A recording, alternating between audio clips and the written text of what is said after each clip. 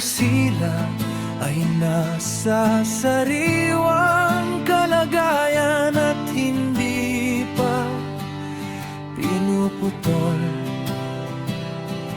Nalalanta sila ng mas maaga kaysa sa ibang damo.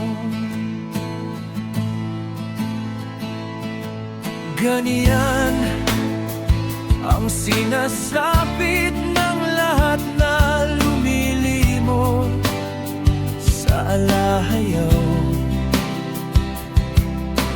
at ang pag-asa ng masama ay maparang.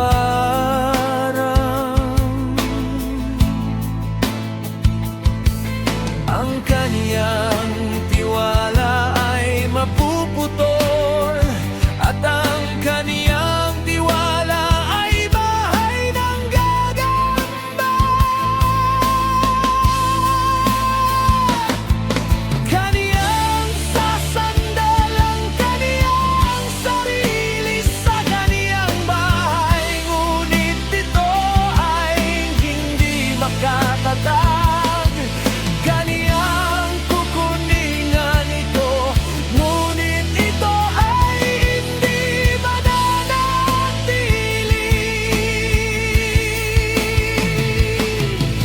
Siya ay sariwa sa harap ng araw, at ang kaniyang mga sanga ay lumalago sa kaniyang halamanan. Ang kaniyang mga ugat ay nakabalot sa bukal ng bato.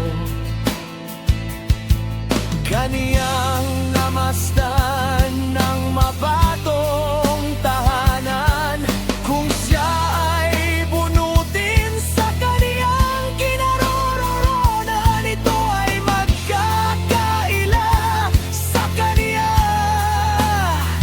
na sinasabi,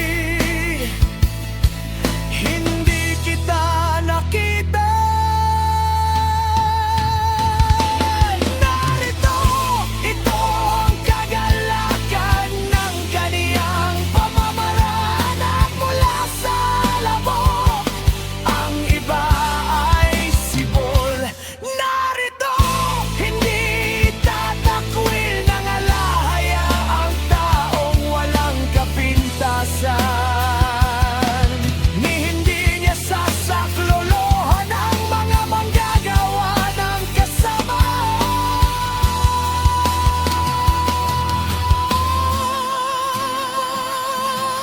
Kaniyang aapunan ng pagtawa ang iyong bibig, at nang hiyaw ng kagalakan ng iyong mga labi. Ang may galit sa iyo ay mabibihisan ng kahihiyan, at ang tolda ng masama'y mawawala.